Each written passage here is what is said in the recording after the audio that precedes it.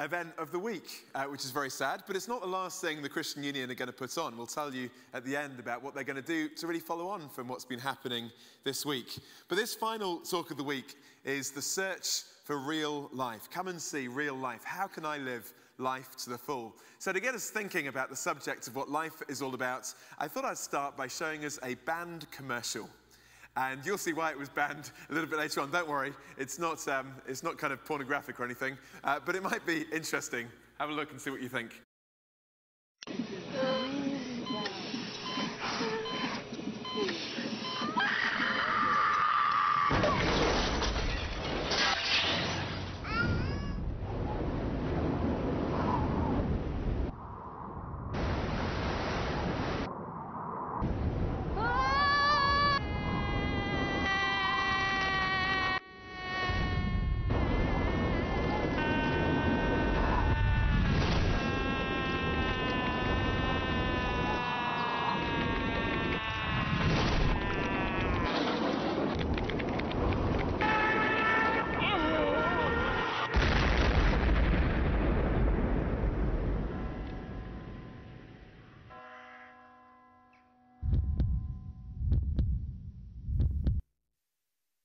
You can see, can't you, why that only got showed about 3 times before Trading Standards actually took it off the air. Because, well, I don't need to explain, but the philosophy of Xbox, life is short, play more. It may make us laugh, but actually, for some of us, maybe that is our philosophy in life. Life is short, you've only got one life, so make sure you enjoy it. Make sure you live life to the full. Make sure you have as much fun as possible before we hit the grave. And of course, when that's our philosophy of life, the one thing we're probably not going to spend much time thinking about is religion and maybe Christianity. Because our impression of God is so often that God is the cosmic killjoy. If we want to have fun, if we want to enjoy ourselves, if we want to live life to the full, then we would think that looking into Christianity and the life of Jesus wouldn't be the place to find it. And maybe your impression of Christianity is Ned Flanders. This is Ned Flanders, and this is what he says about his life. He says, "Listen, folks, there's no magic formula. I just follow the 3 C's. Clean living, chewing thoroughly, and a daily dose of vitamin church. And of course, I resist all major urges. No, no, and double no. I haven't done any of those things, folks. You name it, and I haven't done it." And Homer says, "Geez, Flanders, you're 60 years old, and you haven't lived a day in your life." Well, maybe that's our impression. You know, church is there to make people into, well, Ned Flanders types, to take away our fun, to take away our joy, and any sense of excitement in life. One church billboard in America maybe sums up what some people think. Why be depressed alone? Come inside and join us. So if you want to live life to the full, most of us would think avoiding God and church and all that Jesus stuff is probably the best way to do it. But actually, is our problem in life that we want too much joy? Or is it that we settle for too little?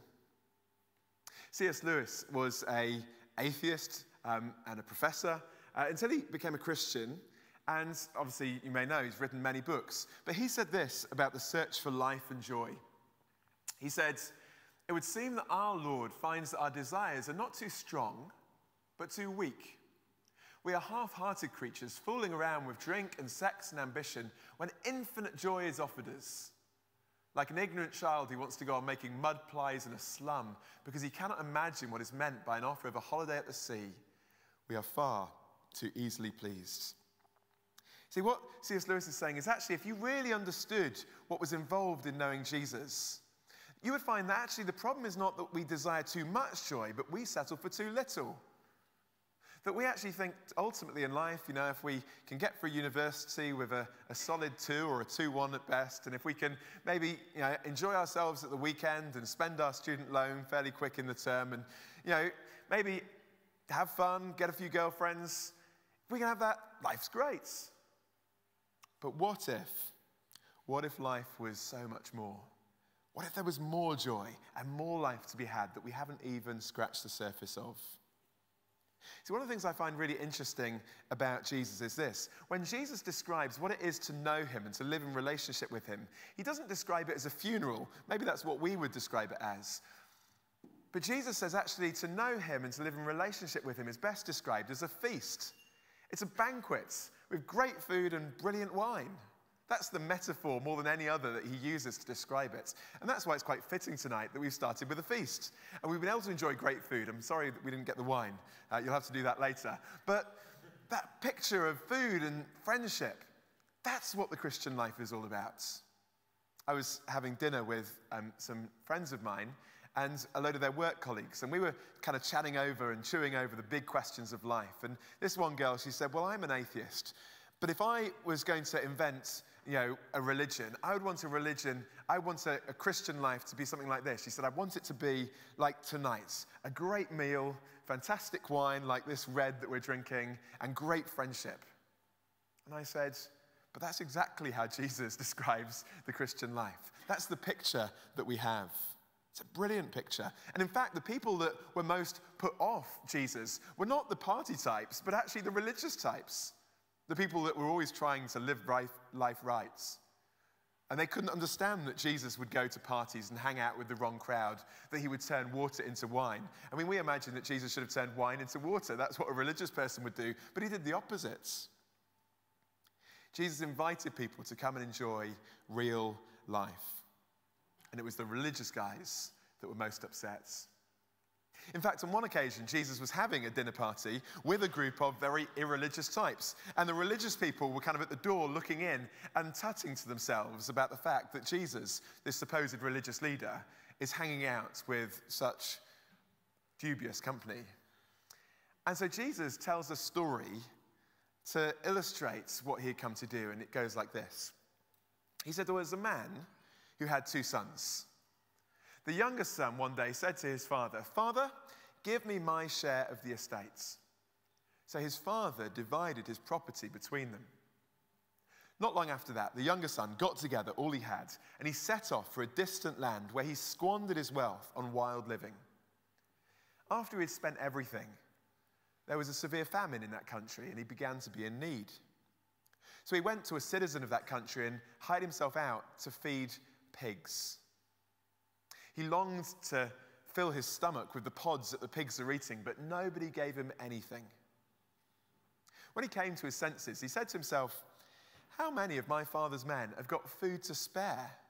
And here I am starving to death. I know, I'll get up, I'll go back to my father and I'll say, Father, I've sinned against heaven and against you. I'm no longer worthy to be called your son. Make me like one of your hired men. So he got up and he went back to his father. But while he was still a long way off, his father saw him. He ran to him, threw his arms around him and kissed him. The younger son said, Father, I've sinned against heaven and against you. I'm no longer worthy to be called your son. But his father said, quick, bring the best robe and put it on him. Put a ring on his finger and sandals on his feet. Let's kill the fattened calf and have a feast and celebrate. Because this son of mine was lost and he's found. He was dead and he's alive again. And so they began to celebrate. Meanwhile, the older brother was out in the fields. And when he came near to the house, he heard the sound of music and dancing. And so he called one of the servants over. What's going on? He asked. Your brother's come home, the servant replied. And your father has killed the fattened calf because he has him back safe and sound. Well, at that, the older brother became angry and he refused to go in. So his father came out and pleaded with him. But he answered his father, look, all these years I have been slaving for you, and I've never disobeyed your orders. But you didn't even give me a young goat so I could celebrate with my friends. But when this son of yours, who squandered your property with prostitutes, comes home, you kill the fattened calf for him? My son, the father said, you're always with me, and everything I have is yours. But we had to celebrate and be glad, because this brother of yours was dead, and he's alive again. He was lost, and now he's found. That's the story that's sometimes called the story of the prodigal son. It's found in Luke's account of the life of Jesus, chapter 15. In fact, it's memorized fairly word for word if I did my job properly.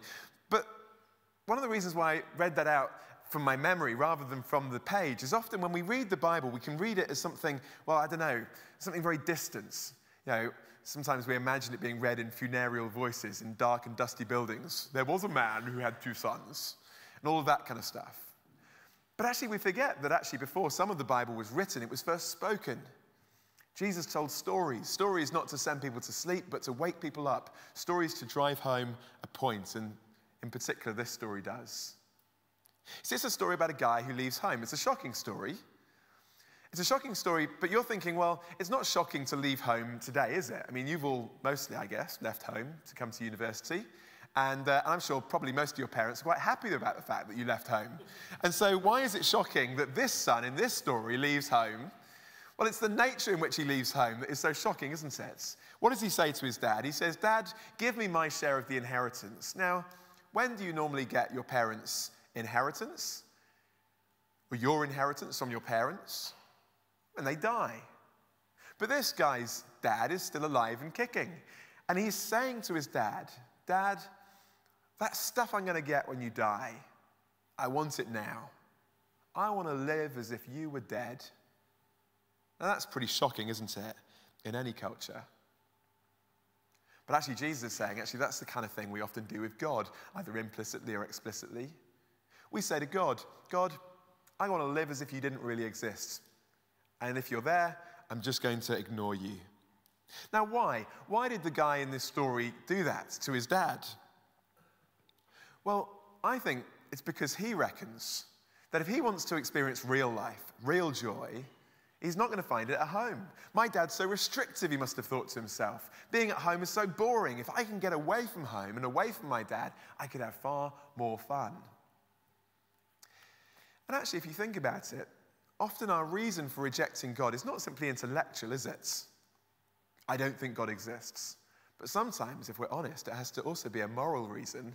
We don't want God to exist. Because the God that we so often imagine is that cosmic killjoy.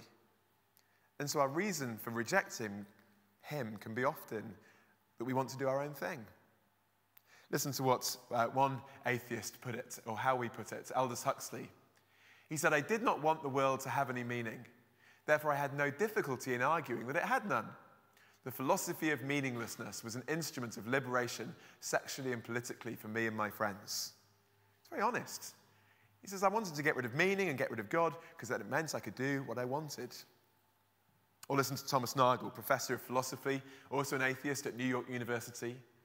He says, "I want atheism to be true, and I'm made uneasy by the fact that some of the most intelligent people I know are religious believers. It isn't just that I don't believe in God and naturally hope there is no God. I don't want there to be a God. I don't want a universe like that." And maybe that's some of us. We think, actually, we don't want God getting involved in our lives, because if he did, he would ruin it. Maybe that's you. Well, what does he do? He leaves home, and I'm sure for a while, we don't know how long, he has a great time. Does all the things he wanted to do, spends the money that he's got, and for a while it's great. But the problem is, it doesn't last, does it? There comes a point when the money runs out, and quite literally the food runs out too. And I'm not here to say, and I don't think the point of this story is to say that if you live without Jesus, your life will be one long, miserable existence, because many of you know that's not true. You've lived, maybe some of you, without any thought of God, and you've had great times in your life, great joys. The point is not that without Jesus we can never experience any happiness, but it's always transient, isn't it? And it never really lasts. And it can be a very unstable foundation. The realization of your hopes can often be less than the expectation. You get it, but is it quite what you expected? I'm a big rugby fan. I used to play rugby, but now I just watch it. But I am old enough to remember quite distinctly when we won the Rugby World Cup. I just moved to my current home in Bournemouth.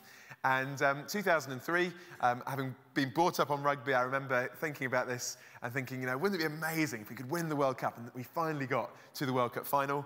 We were playing Australia in Australia. And if you can't remember it, get it out on DVD or whatever and watch the game. It's great fun, particularly beating Australia in Australia. That's great fun. We're not going to do it in cricket this year, so at least remember about how we did it in the rugby. But there I was watching this. I was so nervous, I couldn't eat my bacon butties. And I remember, you know, how it got to the final and, you know, the final few minutes, it was extra time, it was level, and then Johnny Wilkinson gets the ball. He's missed 2 drop goals already, and then he scores. And I'm like, come on! And I remember jumping up and down on this settee that didn't belong to me, hugging someone I didn't even know, and just like throwing bacon butties across the room. And it was just incredible. It was amazing. And yeah, it was just like the best moments of my sporting life. And, which was watching, yeah. There wasn't really any great moments in my actual playing life, so but it was amazing. But the weird thing was, it was in Australia, so it was like 10 o'clock in the morning when we won the World Cup. And I remember like watching it, and then you watch all the kind of, you know, the after-match analysis and all of the interviews, and then eventually the program finishes about midday. And then I'm like, you know, there's nothing else about rugby on TV. And then I just remember thinking to myself as I walked home, what do I do now? It's lunchtime, we've won the World Cup, what do I do after that? And it was just this like massive feeling of anticlimax. I mean, it doesn't get any better than that. And now it's like, oh, what next? In fact, I was reading an interview with Johnny Wilkinson, and Johnny Wilkinson said that he actually felt something similar. Well, not that he knew how I felt, he doesn't know who I am. But he said after winning the World Cup, he thought to myself, well, what do I do now? You know, I've reached the pinnacle of everything I could aim for in life, and yet, is that it? Someone once put it this way. They said, one of the worst things that can happen to you in life is you can get everything you want. Because you can get everything you want and realize that it's not everything you need. You achieve those dreams, but do they really satisfy, and do they stay? Pascal, the French mathematician, put it this way. He said, man tries unsuccessfully to fill this void that with everything that surrounds him, seeking in absent things the help he cannot find in those that are present. But all are incapable of it. This infinite abyss can only be filled with the infinite, that is to say, God himself. From the time we have forsaken him, it's a curious thing that nothing in nature has been capable of taking his place. See, the thing is, when we take God out of our lives, yes, there are moments of happiness and moments of joy, but nothing that can ultimately fill that void, and no foundation that can ultimately be strong enough to build our life on. And so, where does this guy in the story end up? He ends up in a pigsty, which I'm guessing was probably not his #1 career choice when he left university, was it? I have to be careful what I say about pig farmers. I was talking about this once, and there was a pig farmer in the audience, and so I won't be too rude about them, but I imagine pig farming was not what he wanted to do. This guy's life has just hit a new level of the pits. And yet it's actually quite a good place, isn't it? Because it's the first place in this guy's life and in the story where he really stops to think. When he really stops and presses pause on the remote control of life and asks the big questions about where he's coming from and where he's going and what's really important in life. And sometimes it's only when things go wrong that we actually ask those questions. I'm going to ask someone to come and join me now. Dalton is hiding over there with his rugby mates, and give him a round of applause as he comes up onto the stage.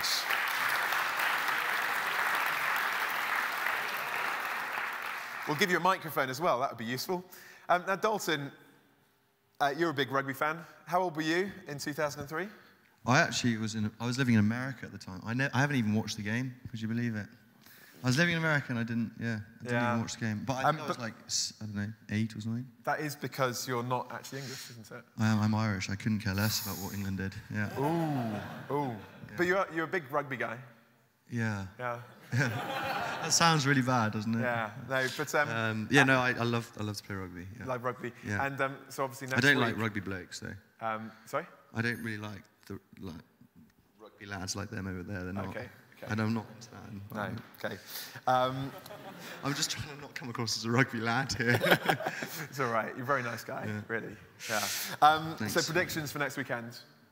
Ireland are playing England next weekend, and I think Ireland will win, undoubtedly. Yeah.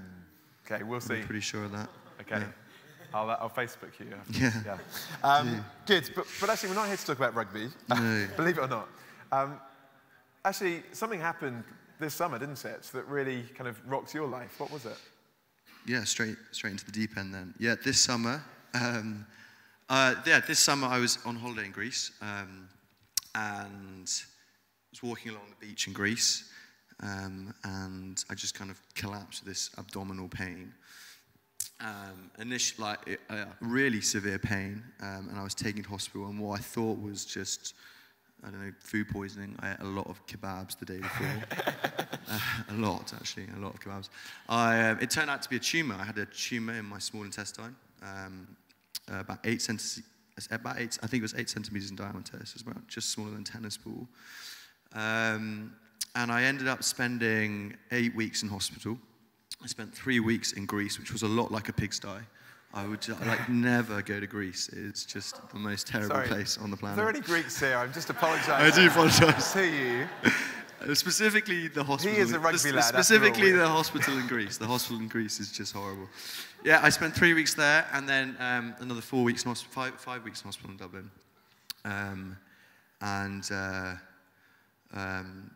Yeah, life transformed. Lost 5 stone, which actually did me a lot of favours. But I nearly died. So I had 3 operations. I had 3 kind of major operations. And after the 3rd one, my family were kind of told to prepare for the worst. And if I wasn't going to die, I was going to have to be kind of fed off an intravenous drip for the rest of my life. So I got to a point, a lot like this guy in the pigsty, where I was suddenly kind of confronted with the prospect of death, which as a 22-year-old rugby lad who thinks he's invisible is quite invincible. Definitely not invisible. Your mates think you're invisible because they always look away when you're talking to them, apparently, but that's another story. Regardless. But that's an inside joke. There's a lot of people here. Sorry. It was shocking. It was really shocking because I thought I was going to die. So that kind of just transformed my life and transformed kind of how I looked at life. Yeah. Yeah. How did it make you question things in terms of looking back on your life before that? So I became a Christian just as I came to uni. I was 19. Although I'd grown up in a Christian family, I kind of was shipped off to boarding school, as you do, and consequently actually grew up in quite a secular environment. But having come to uni, I kind of went to things like this and started to kind of look into Christianity a little bit more and the evidence for Christianity. And long story short, became convinced and became a Christian. And then the last 3 years kind of went by very quickly. And although I was a Christian, I wasn't convinced by what you were saying, what you've just said in your talk. I wasn't sure that actually my faith offered me the opportunity for true meaning in life. I thought that actually most of my satisfaction and my meaning in life depended upon kind of success and my own personal success, primarily like on the rugby pitch. I was convinced that the better I did at rugby, the better my life would be, and the better people would think of me, and more respect I'd have, and my life would be better. And I guess looking on from that, kind of when I left university, I was convinced that if I could just get a good job and earn a lot of money, I will be happy and utterly content. So what this summer did to change that viewpoint was I suddenly realized, as I was kind of on that kind of deathbed, as it were, how just futile that viewpoint is. No matter, it was totally irrelevant how good I was at rugby. It was totally irrelevant what my friends or my peers thought of me, or how successful I was, or how much money I'd earned. Actually, the only thing that mattered on that moment was the fact that I was a Christian, because I consequently had a hope beyond death. I had a relationship with my Creator, as ridiculous as that sounds. And so I guess how it confronted my I realized the futility of stuff that I was so convinced. And that was just this summer. How does that change your perspective now? How do you look at life now? So I don't get me wrong, not now that I've become a Christian suddenly, or now that I've kind of had this experience suddenly I don't care about being successful. That's not the case at all. I still want to hopefully play rugby again and play as well as I can. And I would love to get a good job and earn money. I would be lying to you if I said that wasn't the case. But I think now what I've really kind of learned is that these things don't determine my satisfaction in life. And how good my life is. Actually, like, although they're great and I'll work my hardest to achieve these things or whatever, at the end of the day, if I don't play well at rugby and if I don't get a job and earn lots of money in the city or whatever, it doesn't matter. At the end of the day, I have a relationship with my Creator, and one day I'll be going to heaven. And consequently, it's just brought me a lot of peace. I can just relax, and I can just kind of enjoy rugby, and I can look forward to getting a job and working, because I know that even if I'm not successful, it doesn't matter. My life will still have meaning. So that's kind of what this summer did for me, and it's been life-changing in that regard. Fantastic. Yeah. Thank you so much. No problem.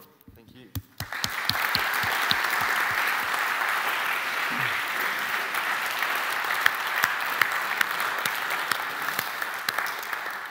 If you want to hear more, I'm sure we'd be happy to chat more to you later.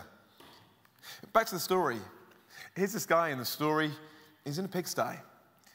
And, okay, what we've just heard is quite a shocking kind of event like that, something that makes people think. But actually, it's important, isn't it? Wouldn't it be sad if actually all of us had to get to that point of nearly dying before we actually ask the big questions in life? Wouldn't it actually be much more sensible, even if we're not on our deathbed, to really think through what the foundation to life is and where we're heading? To come to that point where we press pause and ask those big questions. And maybe this week has been the opportunity for some of us to do that, to really start to think seriously and to ask those questions that maybe we've never had the time to or never thought of doing before. Well, this guy in the pigsty realizes that actually he's got a bit of a bum deal. That actually he was setting out in life to enjoy life, but actually it wasn't all it was cracked up to be, and so he decides to go home. But of course he's got a problem, hasn't he? He's gone away from home, he's spent his father's wealth, he's shamed his father's name, and so he can't just rock up back home, particularly in that culture. And so he comes up with a plan. He thinks, if I go home, I'll have to have something to say. And so he practices this speech probably over and over again on the way home. Father, I've sinned against heaven and against you. I'm no longer worthy to be called your son. Make me like one of your hired men. In other words, what he's going to do is he's going to try and earn his way back. He thinks, well, I've squandered my dad's money. I can't pay him back because I've got no money to pay. But I can give him my life and try and be a slave. And maybe one day he'll accept me again if I slave away really, really hard. And that's often how we think about how we might come back to God, isn't it? If there is a God and we have rejected him, then that God obviously kind of wants us to earn our way back to him, be really good, go to church, rack up the religious brownie points in the hope that one day God might just think that we're tolerable. And yet, this story is so shocking, isn't it? Perhaps shocking to us, incredibly more shocking to the culture in which Jesus was speaking it.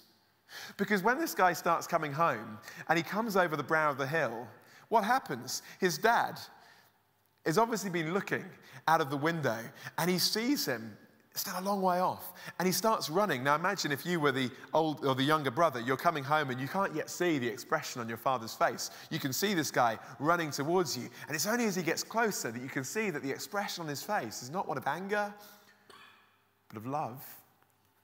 And as he gets closer, he opens his arms out to welcome him home, back into the family.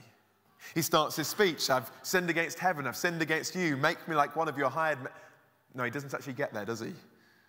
He doesn't have to, because his dad has already stuck a robe on his back and a ring on his finger and sandals on his feet. That's not the attire of a slave. That's the welcome of a son. You see, what the Father is saying is you don't have to earn your way back. You're welcome back just as you are. Even though stuff's a mess and you could never earn your way back to me, I'm welcoming you back. And the great thing that I find about the God of the Bible is he's not like a vindictive judge who makes us earn our way back to him, but God says, I'm willing to welcome you back. You don't deserve it, but against all the odds, he holds out his arms in welcome. He doesn't give us the shame that we deserve, but takes the shame we deserve. See, in that culture, it was very shameful for a grown man to run. And yet, in this story, what does this grown man do? He literally kind of probably hitches up his little skirt type thing that he would have had and legs it down the high street doing the 100-meter sprints. Yeah, he doesn't care what anyone else thinks of him. He takes upon himself the shame that the son should have had. to welcome him home. And actually, this is just a story, but actually it's in the context of a bigger story that's true. And that is of a God who was willing to come not just out of town, but out of heaven to us, to take upon himself the shame and the guilt and the consequences of the mess that we've often made of our lives. To hold out his arms in welcome on a cross as he takes what we deserve so that we could have the welcome that we don't deserve. And this God says, we're welcome to come home. One last thing. This guy, when he leaves home because he wants to have a party, doesn't he? He wants to have a good time. He wants to enjoy life to the full. And yet, ironically, where is the best party in this story? It's the party at the end of the story in the very home that he left. I mean, they come back and they kill the fattened calf. Someone said that, the fattened calf and the older brother are the two characters that aren't happy about the return of the older son. Like the fattened calf. But they have a barbecue. They have fillet steak. It's fantastic. It's not even sausage casserole. It is, it's great sausage casserole. But this is like the tops.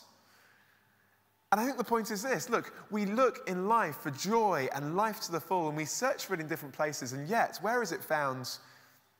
In the one place where we didn't expect to find it. In knowing the God of the universe. Not in institutionalized religion, of course not. But in a relationship with the God who made you, who loves you and welcomes you home. And can I say, just as Dalton can say, that being a Christian doesn't mean you want to have success in education or rugby, but there is a joy and a security that undergirds your life, that doesn't take away from these things, but enhances the joy of them even more. Because they're not the foundation. They're just the fruit. And the foundation is knowing God that gives us greater joy in every area of life because of it. And just like the son in this story, God says, you're welcome to come home. Before we finish, I'm just going to invite Nathaniel to come back up. And he's going to sing just one song that was actually inspired by this story. And so I just want us to kind of quietly just listen to the words and use it as an opportunity just for a couple of minutes to reflect on that story, to reflect on the words. And maybe as you think about that story and you think about that as an analogy of our lives, think about where you might place yourself in that story and which scene of that story you would be in at the moment. Thanks, Nathaniel.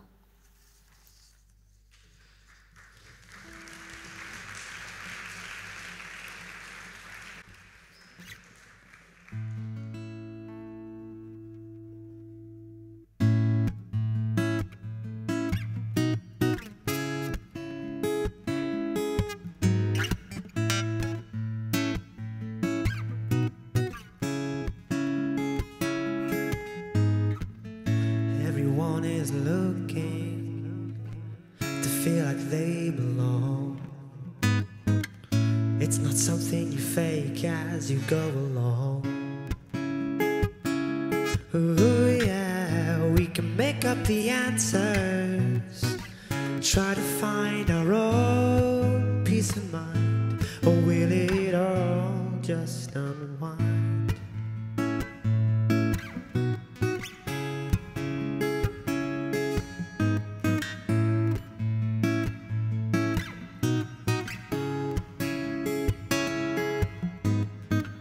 Everyone's fighting their insecurities in a hope that they will feel at ease. Ooh, yeah, we can do what we want, yeah. We've got it all together, life will be fine. Or will it all just unwind?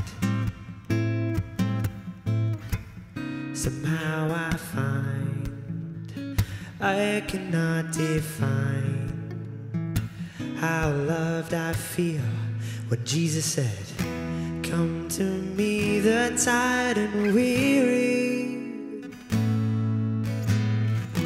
come to me all who need rest, come to me the sad and lonely, and I will give you life in this family. where you all belong.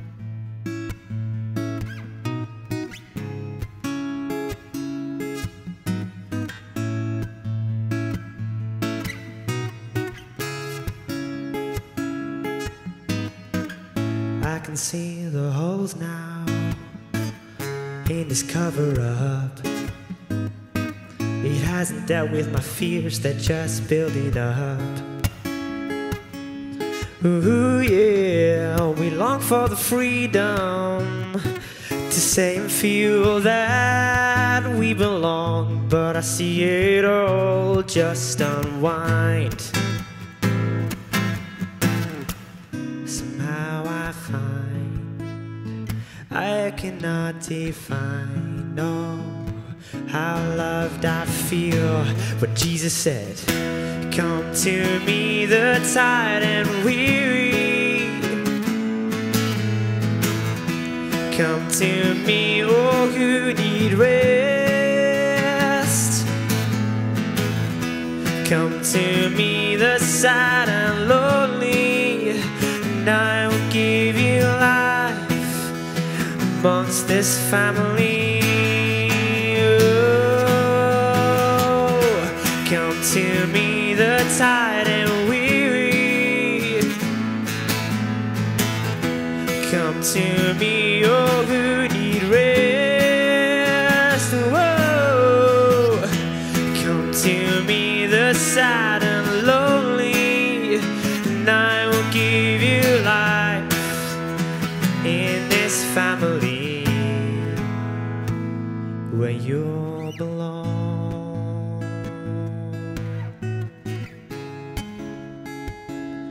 Oh yeah, you belong.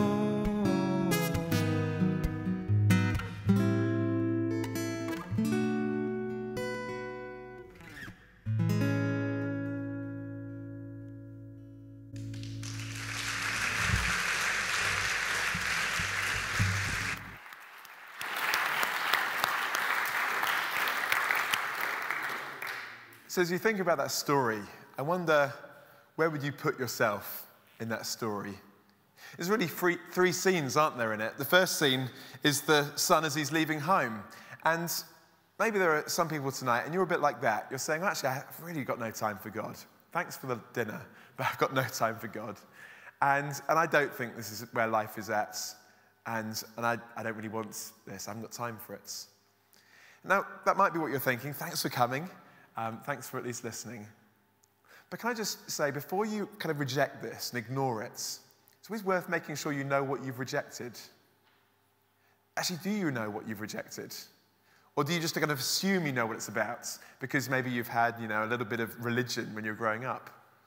So often we get just enough of dead Christianity to inoculate us against getting the real thing.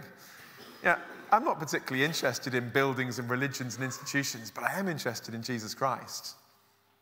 And so can I encourage you, before you kind of reject this and walk away from it, to make sure you've checked it out. One of the things we've been challenging people to do all week is to take away a segment of the Bible and read it. Start with one of the accounts of Jesus' life and actually check out the real Jesus. Not the Jesus of the stained glass window or the Jesus of our perceptions, but the real Jesus of history, and see what you make of him. Because actually, he's so surprising, and he doesn't always do or say what you'd expect. At the end, there'll be some copies of the New Testament. You could take them away. You don't need to read the whole thing.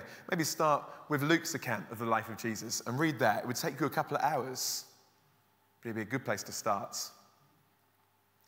The second scene in the story is the pigsty, though, isn't it?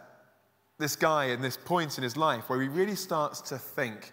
Now, I'm not going to say who's in a pigsty tonight, because hopefully none of us are. But there does come a point where we actually do start to think, and maybe this week has actually caused some people to start to think seriously about these questions. But you've still got lots of questions, and you're still thinking it through. And you're thinking, well, I need more time to really think this stuff through. And if that's you, then the great news is that this isn't the end of what the Christian Union are putting on, but there's something else, which we'll tell you about in just a moment, that you'll find really helpful, where you can think it through, and you can look into this and ask your questions and find out more. But of course, there's a third scene, isn't there? And that's the scene when the son finally comes home. And there'll be other people here tonight. And actually, as you've listened this week to what's been going on, as you've talked about it, and also as you've looked at the lives of your Christian friends, and you've seen something of the joy of Jesus expressed in their lives individually and corporately as they interact together, you think, actually, I want something of that. And the great news is that invitation to the party is open to you as well. We don't have to earn it. It's free, just like tonight was. You didn't have to pay anything. It was free. You just had to come. And Jesus says, you just need to come and receive the invitation and receive what I want to give. Now you might be saying, well, there's a lot I don't understand. That's okay. Because becoming a Christian is not about passing an exam, thank goodness. It's about entering into a relationship. And the joy of that relationship is getting to know this God more and more through your life. You say, well, I don't know what it will mean for my life. Of course you don't, and neither do I. But if this is the kind of God that we've seen, a God who longs to give us life and what is good, not always what's easy, but what is good, then you can trust him with your life, even though you don't know what it will necessarily mean. And so for those that are in that situation tonight, at the end of this week, who are saying, actually, I'm ready, maybe tentatively, to take a step in that direction, then I want to just finish before we have dessert with a short prayer. See, the great news in that story is when the younger brother started coming home, he hadn't got to go far before the father came to him. And God says, actually, if we respond to him, no matter how tentatively that is, he is willing to welcome us and come on board and give us what we've heard about tonight.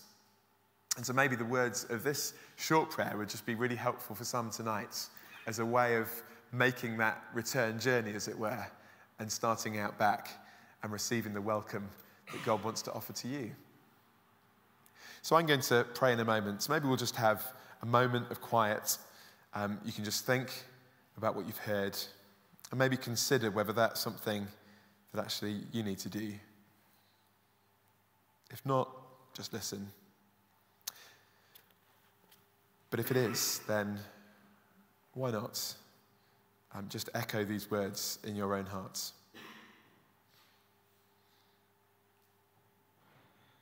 God, I am sorry for the way I've treated you and often lived my life ignoring you. Thank you that even though often I've made a mess of things, you're willing to forgive me and welcome me back. Please come into my life and help me to enjoy life as it was meant to be lived in relationship with you from now on. And I ask it in Jesus' name. Amen.